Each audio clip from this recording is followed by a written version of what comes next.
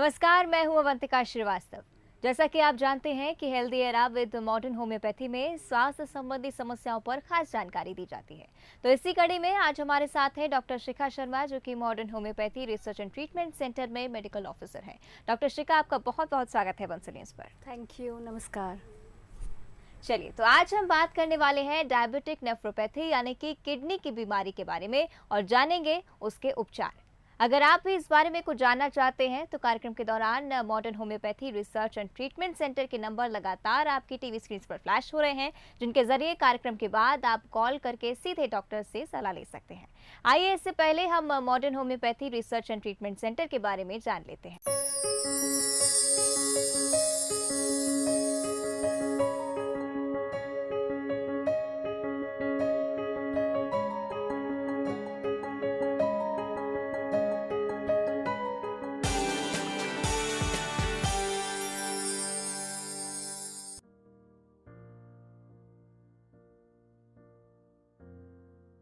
चिकित्सा क्षेत्र उपचार की कई पद्धतियों में परिवर्तन ला रहा है, जबकि होम्योपैथी ने अब तक अपना महत्व और प्रभाव बचा कर रखा है।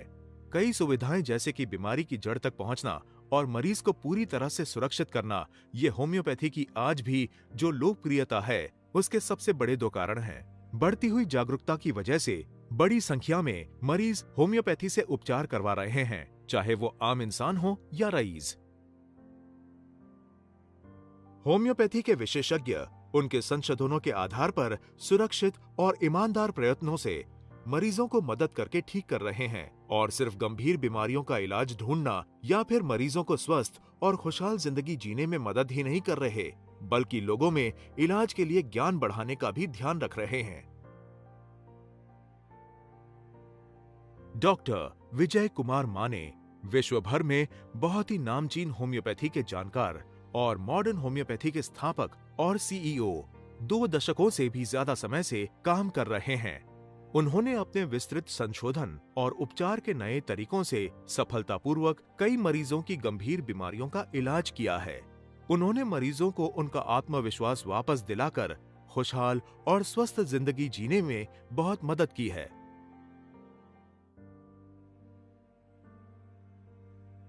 डॉक्टर विजय कुमार माने ने उनके व्यवसाय की शुरुआत एक शिक्षक के तौर पर की थी और पारंपरिक इलाज के लिए उपचार पर संशोधन करके सरल उपचारों का संशोधन किया, जिसका नाम है मॉडर्न होम्योपैथी, जहां असंख्य लाइलाज बीमारियों से पीड़ित मरीजों को राहत मिलती है। 25 साल पहले कोल्हापुर में बोए हुए इस पौधे का आज पूरे भारत के साथ देश विदेश के रोगियों को भी लाभ मिल रहा है। Modern homeopathy curative line of treatment का अस्तित्व कई सफल शोध, विशाल अनुभव और डॉक्टर विजय कुमार माने द्वारा ठीक किए गए असंख्य मरीजों से सिद्ध होता है, जैसे कि cancer, kidney failure, liver cirrhosis, diabetes, asthma, arthritis और ऐसी कई बीमारियों का इलाज किया जा सके। मॉडर्न होम्योपैथी डॉक्टर माने के द्वारा संशोधन की गई दवाइयों का उत्पाद हो, उसी तरह से डिजाइन किया गया है। दवाइयां जो प्रवाही और ग्लोब्यूल्स दोनों फॉर्म्स में उपलब्ध हो, जो आसानी से ली जा सके और प्रभावी भी हो। चलिए, चर्चा को आगे बढ़ाएंगे। डॉक्टर शिखा, जैसे कि आज हम किडनी की बीमारी के बारे में जानने वाले हैं, तो किडनी हमारे शरीर के लिए कितना महत्वपूर्ण अंग है, सबसे पहले ये समझना चाहेंगे। जी, आपने बहुत ही सही कहा। किडनी बहुत ही महत्वपूर्ण अंग है हमारे शरीर का। किडनी जो है हमारे शरीर में, जो हमारा एब्डोमेन होता है वहाँ पे होता है। 2 किडनी हमारे शरीर में होते हैं, इनको हिंदी में गुर्दे कहा जाता है। किडनी के कार्य क्या होते हैं, मैं उस चीज़ पर आऊँगी। तो कार्य किडनी, सबसे मुख्य कार्य जो किडनी हमारे शरीर में करती है वो होता है हमारे रक्त को स्वच्छ करना, यानी कि हमारा ब्लड जो है उसको प्योर करना। साथ ही साथ इसके अलावा जो भी हमारे शरीर के अंदर वेस्ट मटेरियल होता है उसको हमारे शरीर से बाहर निकालना, यूरिया, क्रेटिनाइन, ये इनको किडनी हमारे शरीर से बाहर निकालती है। साथ ही साथ जो भी अतिरिक्त पानी शरीर में होता है उसको भी शरीर से किडनी बाहर निकालती है। तो ये कुछ मुख्य कार्य किडनी करती है हमारे शरीर में। बिल्कुल, जैसा कि आपने बताया कि काफ़ी महत्वपूर्ण अंग है और कई सारे कार्य करती है किडनी हमारे शरीर में। तो ऐसे में अगर किडनी ठीक से काम नहीं करती है तो किन किन बीमारियों की संभावना हो सकती है? जी हाँ, जैसे कि अभी मैंने कार्य के बारे में बताया, अगर किडनी ये सब कार्य तरीके से नहीं करती है, कोई भी अल्ट्रेशन इनमें होता है, तो मुख्य रूप से दो बीमारियां जो हैं मेन श्रेणी में बांटा गया है, वो हमें देखने को मिलती हैं। पहला होता है एक्यूट किडनी फेलियर और दूसरा होता है chronic kidney disease. Acute kidney failure क्या होता है? एक्यूट किडनी फेलियर यानी कि सडन आपके साथ कुछ भी ऐसी चीज़ हुई है जिसकी वजह से आपकी किडनी सडन फेलियर हुई है, यानी कि फॉर एग्जांपल आपको हेमोरेज हुआ बॉडी में, हेमोरेज यानी कि ब्लीडिंग हुआ, आपको हैवी ब्लीडिंग हुआ, तो भी कई बार एक्यूट किडनी फेलियर देखने को मिलता है। इसके अलावा स्नैक बाइट हुआ अगर आपको, तो उसमें भी हमको एक्यूट किडनी फेलियर देखने को मिलता है। तो एक्यूट किडनी जो होता है वो सही समय में ठीक भी हो जाता है, कम समय में ठीक हो जाता है। और जो क्रॉनिक किडनी डिसीज़ की बात की जाए, तो क्रॉनिक किडनी डिसीज़ यानी कि लंबे समय से किडनी सही तरीके से कार्य नहीं कर रही है, लंबे समय से किडनी में बीमारी है, ठीक है। तो अगर लंबे समय से बीमारी होती है तो उसके इलाज में भी ज़्यादा समय लगता है और कई बार life threatening conditions chronic kidney disease में आ जाती हैं। बिल्कुल। और जिस तरह से हमने डायबिटिक नेफ्रोपैथी की बात करी, एक किडनी की बीमारी होती है, ये आपसे समझना चाहेंगे कि भयानक कब हो जाती है और इसके लक्षण क्या कुछ होते हैं? जी हाँ, तो आज हम डायबिटिक नेफ्रोपैथी के बारे में ही खास तौर पे बात करने वाले हैं। यूजुअली आपको पता ही है कि आज के समय में हमारे देश में, पूरे विश्व भर में डायबिटीज़ के बहुत सारे मरीज़ हैं। हर घर में हमको देखने को मिल रही है डायबिटीज़। तो डायबिटीज़ जिनको होता है उनको आगे चल के किडनी की बीमारी होने की बहुत ज़्यादा संभावना होती है। तो डायबिटिक नेफ्रोपैथी वही होता है, यानी डायबिटीज़ होने के बाद जिनको किडनी की डिसीज़ होती है, इसमें किडनी जो है पूरी तरीके से कार्य करना बंद कर देती है, यूरिन में प्रोटीन की मात्रा बढ़ जाती है और हमको स्वेलिंग देखने को मिलती है, एंकल्स पर, हैंड्स पर, आइज़ के नीचे हमको इडिमा फॉर्मेशन देखने को मिलता है। साथ ही साथ डायबिटिक नेफ्रोपैथी में व्यक्ति को बार बार पेशाब आना, बीपी उसका फ्लक्चुएशन होना, और कई बार हमको देखते हैं लेटर स्टेजेस में हमको मिलेगा कि व्यक्ति जो है उसको कन्फ्यूजन हो जाता है, डिफ़िकल्टी इन कॉन्सेंट्रेशन, मतलब वो एक जगह पे कॉन्सेंट्रेट नहीं कर पाता है और बहुत ही ज़्यादा कमज़ोरी आ जाती है मरीज़ के अंदर। ये सब चीज़ें हमको देखने को मिलती हैं डायबिटिक नेफ्रोपैथी में। इसके लक्षण क्या कुछ हो सकते हैं, विस्तार से समझना चाहूँगी। जी जी जी, बिल्कुल विस्तार से मैं आपको समझाऊंगी। जैसे कि पहले मैंने आपको बताया पेशाब के बारे में, तो पेशाब बार बार आना, पेशाब में जलन होना, पेशाब का रंग बदल जाना, ये सब मुख्य तौर पे हमको सिम्टम देखने को मिलते हैं। इसके अलावा बीपी फ्लक्चुएशन देखने को मिलता है हमको, हीमोग्लोबिन लो देखने को मिलता है जिनको डायबिटिक नेफ्रोपैथी होता है, कमज़ोरी बहुत ज़्यादा हो जाती है, भूख कम हो जाती है, भूख लगना कम हो जाती है, नॉज़िया वॉमिटिंग सा जी होता है, उल्टी जैसा जी उनको लगता रहता है, और वो अपना काम भी जो है खुद नहीं कर पाते हैं धीरे धीरे, अगर वो लेटर स्टेज में पहुंच जाते हैं तो। और कई बार क्या होता है कि डायबिटिक नेफ्रोपैथी में अगर ध्यान नहीं दिया गया तो एंड स्टेज जो होती है किडनी डिसीज़, है ना, वहाँ पर व्यक्ति पहुँच जाता है और फिर लाइफ थ्रेटनिंग कंडीशन क्रिएट हो जाती है। मैम, इसके लिए कोई रूटीन टेस्ट भी होता है या फिर कोई ऐसा रूटीन इन्वेस्टिगेशन जिससे इस बीमारी का जल्दी पता चल सके? जी जी जी, बिल्कुल। रूटीन इन्वेस्टिगेशन जो है ख़ास करके डायबिटीज़ जिनको है उन्हें ज़रूर कराना चाहिए। जैसे कि आप यूरिन टेस्ट कराएं, साल में एक बार यूरिन टेस्ट कराएं आप लोग। यूरिन में अगर प्रोटीन की मात्रा बढ़ी हुई आ रही है तो वो कहीं ना कहीं संकेत दे रहा है कि किडनी से रिलेटेड समस्या हो सकती है। इसके अलावा किडनी फंक्शन टेस्ट करवाना चाहिए। जिनका ब्लड प्रेशर हाई रहता है, जिनको हाइपरटेंशन की समस्या होती है उन लोगों को, साथ ही जिनको डायबिटीज़ की प्रॉब्लम है उन लोगों को आरएफटी करवाना चाहिए। आरएफटी यानी रीनल फंक्शन टेस्ट। तो इसमें हम लोग किडनी देखते हैं कि किडनी कैसे काम कर रही है। अगर इसमें यूरिया क्रेटेनाइन बढ़ा हुआ आ रहा है व्यक्ति का नॉर्मल रेंज से, तो फिर यानी कि उस व्यक्ति को किडनी की समस्या है। इसके अलावा अल्ट्रासाउंड भी करवा सकते हैं। अगर आरएफटी में कुछ भी आपके लेवल्स जो हैं एबनॉर्मल आते हैं तो फिर हम लोग आगे यूएसजी भी कराते हैं। उसमें हम किडनी को देखते हैं कि किडनी का साइज़ क्या है, शेप क्या है, कुछ अल्ट्रेशन है तो हम लोग उसमें वो देखते हैं। ये सब इन्वेस्टिगेशन जो है हर व्यक्ति जिनको डायबिटीज़ है उन्हें ज़्यादातर कराना चाहिए, साल में एक बार ज़रूर कराना चाहिए। बिल्कुल मैम, और इसी के साथ में हमारे दर्शकों को भी बता दूं कि अगर मॉडर्न होम्योपैथी की बात की जाए तो modern homeopathy research and treatment centre एक जाना माना नाम है।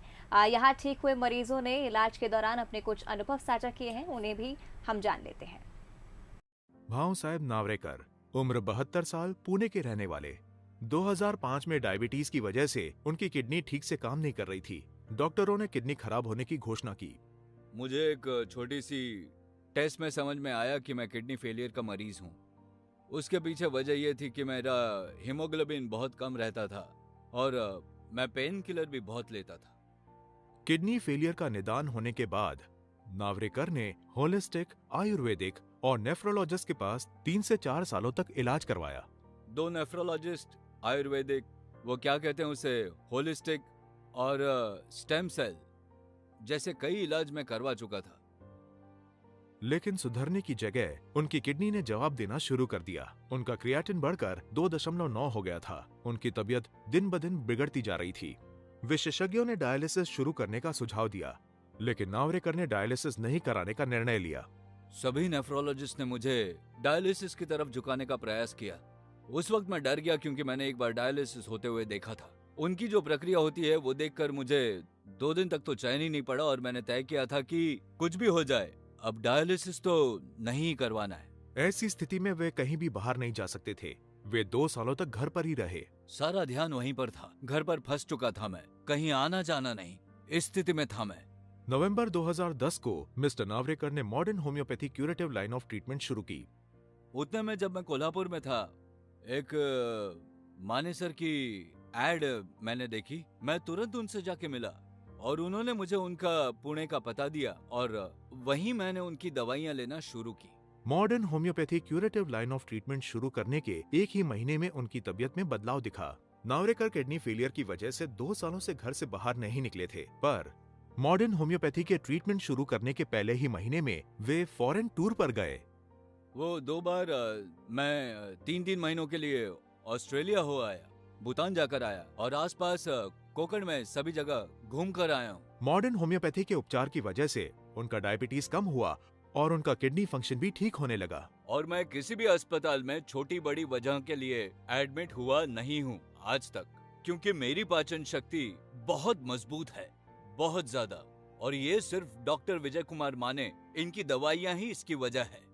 पिछले 9 से 10 सालों में मॉडर्न होम्योपैथी के मरीजों को किसी भी तरह की परेशानियां नहीं हुई हैं, जिससे उन्हें अस्पताल में एडमिट होना पड़े। उनकी दवाइयाँ लेने की प्रक्रिया भी एकदम सरल थी। जैसे आयुर्वेदिक मेडिसिन को सुबह पानी में भिगोना, गर्म करना, 3-4 बार लेने के लिए मुझे घर पर रहना पड़ता था। ऐसा न करते हुए ये मुझे कैप्सूल में ही दवाइयाँ देते थे और उन्हें लेकर मैं दिन भर काम के लिए बाहर जा सकता था। और एक कॉन्फिडेंस आया कि अब मैं कोई भी काम बाहर जाकर कर सकता हूँ, मुझे घर पर रहने की जरूरत नहीं।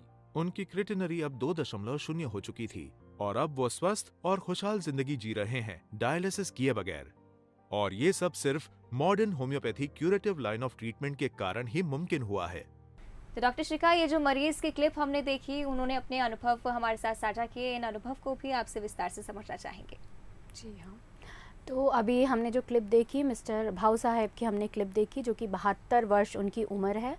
तो इनको 2005 में, साल 2005 में डायबिटिक नेफ्रोपैथी इनको डायग्नोस हुआ था और इनको लंबे समय से लॉन्ग स्टैंडिंग डायबिटीज़ इनको थी।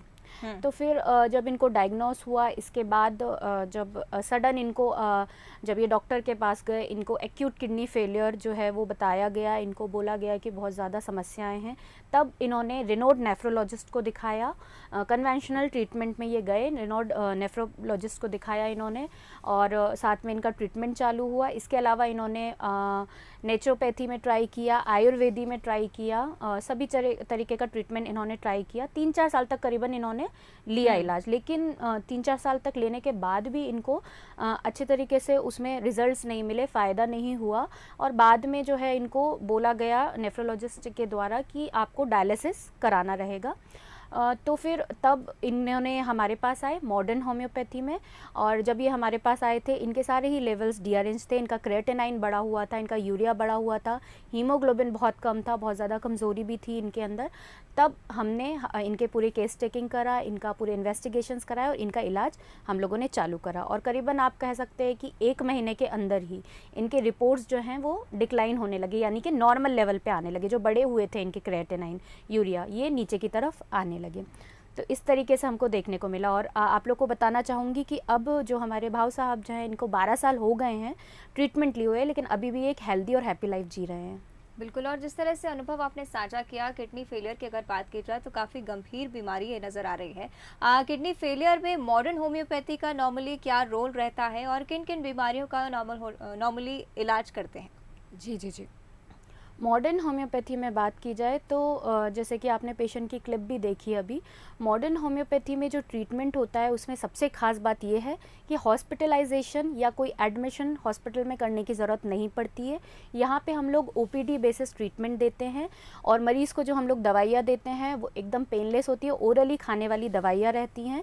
कंपैरेटिवली कन्वेंशनल ट्रीटमेंट में देखा जाए, कंपेयर किया जाए तो वहाँ पे जो प्रोसीजर अवेलेबल है, जैसे कि मैंने आपको अभी बताया था डायलिसिस, हीमोडायलिसिस, वो बहुत पेनफुल होता है।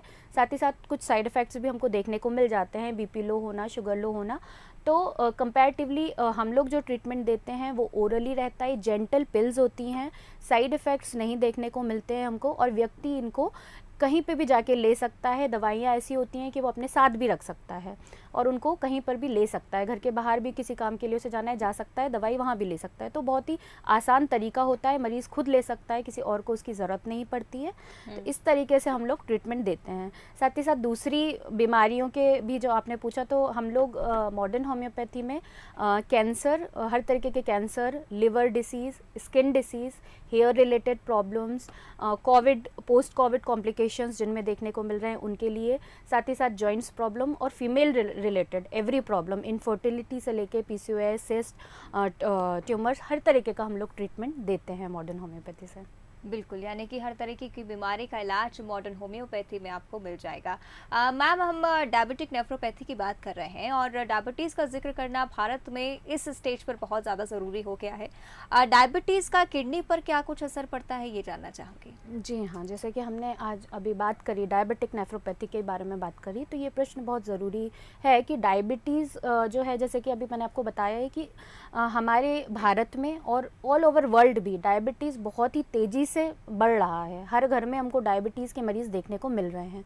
तो अगर किसी व्यक्ति को डायबिटीज़ होता है और लंबे समय से डायबिटीज़ है और अगर उसका जो शुगर लेवल है वो मेंटेन नहीं रखता है, अनकंट्रोलेबल है, लाइक फॉर एग्जांपल 200 से ऊपर हो रहा है रिपीटेडली, कभी 250 आ रहा है, कभी 300 आ रहा है, हमेशा ही जब भी वो चेक कर रहा है तो शुगर उसकी डीअरेंज्ड है, तो ऐसे में उसको बहुत हाई चांसेस रहते हैं किडनी डिसीज़ होने के। और एक नॉर्मल अगर लेवल पे देखा जाए तो जिन्हें भी डायबिटीज़ होता है उनमें से 25% लोगों को आगे चल के किडनी की बीमारी ज़रूर होती है। तो ऐसे में जिनको डायबिटीज़ है उनको ख़ास ध्यान रखना चाहिए कि उनका लाइफस्टाइल हेल्दी हो, वो डेली एनी फिटनेस एक्टिविटी करते हो, हेल्दी फूड लें और साथ ही साथ अपनी शुगर का ख़ास ध्यान रखें, एकदम मेंटेन रखें शुगर, और ब्लड प्रेशर का भी ख़ास ध्यान रखें, ब्लड प्रेशर भी मेंटेन रखें। बिल्कुल, और मैम, जब डायबिटिक नेफ्रोपैथी जैसी गंभीर बीमारी की हम बात कर रहे हैं तो आमतौर पर जो पेशेंट्स होते हैं वो कई बार घबरा जाते हैं। ये समझना चाहूँगी कि क्या मॉडर्न होम्योपैथी में उस तरीके का हॉस्पिटैलिटी सर्व की जाती है और क्या मरीज़ को वहाँ पर भर्ती होने की ज़रूरत पड़ती है? जी, जी, ये अभी मैंने इसको ज़िक्र भी किया था कि हमारे जो मॉडर्न होम्योपैथी की सबसे ख़ास बात, स्पेशलिटी यही है कि इसमें भर्ती होने की आवश्यकता नहीं पड़ती है। इसमें डॉक्टर से सीधे मिलके ओपीडी बेस्ड ट्रीटमेंट होता है। डॉक्टर पूरा केस टेकिंग करता है आपका और फिर वहीं पर आपको ट्रीटमेंट जो है ओपीडी बेस्ड ट्रीटमेंट रहता है। आप घर में भी आराम से दवाई ले सकते हैं। और साथ ही साथ एक चीज़ और मैं कहना चाहूँगी कि साथ ही साथ हम लोग जो किडनी से रिलेटेड मरीज़ रहते हैं उनका डाइट का खास ध्यान रखते हैं कि कितना उनको फ्लूइड लेना है, कितना नहीं लेना है। इस चीज़ का स्पेशल ध्यान रखा जाए तो दवाई के साथ साथ डाइट, दोनों ही चीज़ें मिला के व्यक्ति को बहुत जल्द आराम मिलता है और लंबा आराम मिलता है, परमानेंट ट्रीटमेंट मिलता है उनको। बिल्कुल, और अगर पारंपरिक उपचारों की बात की जाए तो किस तरह के पारंपरिक उपचार इसके लिए उपलब्ध हैं? जी, जी, जी। पारंपरिक उपचार यानी कि कन्वेंशनल ट्रीटमेंट जो अवेलेबल होता है वो 2 तरीके के होते हैं। जैसे कि एक तो मैंने आपको अभी बताया था हीमोडायलिसिस, किडनी डायलिसिस बोलते हैं जिसको। दूसरा होता है किडनी ट्रांसप्लांटेशन। तो पहले किडनी ट्रांसप्लांटेशन तो हम लोग जानते ही हैं कि उसमें किडनी का ट्रांसप्लांटेशन किया जाता है शरीर के अंदर, जो कि बहुत ज़्यादा फाइनेंशियली थोड़ा सा मुश्किल होता है हर व्यक्ति के लिए करवाना। और साथ ही साथ वो प्रोसीजर ऐसा होता है जिसमें रिस्क ज़्यादा होते हैं, लाइफ को भी रिस्क होते हैं ड्यूरिंग सर्जरी। ठीक है, इसके अलावा हीमोडायलिसिस जो किया जाता है, इसका एक्चुअली आप कह सकते हैं कि ये क्यूरेटिव ट्रीटमेंट नहीं है, it is just a life saving procedure. Because इसमें क्या होता है कि जो हमारे शरीर में किडनी जो काम करती है वो काम एक मशीन के थ्रू हमारे शरीर से कराया जाता है, जो कि मैंने आपको बताया किडनी एक्स्ट्रा फ्लूइड को बाहर निकालती है, वेस्ट मटेरियल को एक्सक्रीट करती है, बाहर निकालती है। तो ये सब काम एक मशीन के द्वारा एक हमारे बॉडी में, नेक में या फिर हमारे यहाँ पे हैंड में, रिस्ट में एक फिस्चुला बनाया जाता है और फिर कैथेटर के थ्रू, मशीन के थ्रू पूरा जो पानी है या जो भी एक्स्ट्रा चीज़ है उनको शरीर के बाहर निकाला जाता है। तो आप कह सकते हैं कि ये क्यूरेटिव ट्रीटमेंट नहीं है, ये एक लाइफ सेविंग प्रोसीजर रहता है। तो ये चीज़ें ज़्यादातर अवेलेबल हैं बाकी कन्वेंशनल ट्रीटमेंट में। और डॉक्टर शिखा, अगर आमतौर पर बात की जाए तो हो सकता है कि आपने अपने मेडिकल करियर में भी इस तरह की कॉम्प्लिकेशंस कई पेशेंट्स के साथ फेस किए हों। कॉम्प्लिकेशंस की अगर बात की जाए तो मॉडर्न होम्योपैथी में किस तरह के स्टाफ है, किस तरह का सहयोग एक मरीज़ को मिल सकता है, एक अपनापन की अगर बात की जाए तो वो किस तरह से जी उपलब्ध है? बिल्कुल, बहुत ज़रूरी होता है एक किडनी के मरीज़ को अपनापन देना डॉक्टर के द्वारा। काउंसलिंग बहुत ज़रूरी होती है क्योंकि कई बार किडनी का मरीज़ बहुत ज़्यादा निराश हो जाता है। जो कई बार हमारे पास मरीज़ आते हैं जो कि डायलिसिस ले चुके हैं और उसके बाद आते हैं, मतलब वो इतना दर्द झेल चुके होते हैं, बहुत पेनफुल प्रोसीजर होता है डायलिसिस का, उसके बाद वो हमारे पास आते हैं। तो उस टाइम सबसे फर्स्ट थिंग जो हम लोग करते हैं वो हमको पेशेंट की काउंसलिंग ही करनी होती है। उनको समझाना रहता है, उनको जो भी उन्होंने दर्द झेला है उससे वो निकल सकते हैं और वो एक स्वस्थ जीवन जी सकते हैं। ये सब हमें उनको काउंसलिंग के थ्रू समझाना पड़ता है।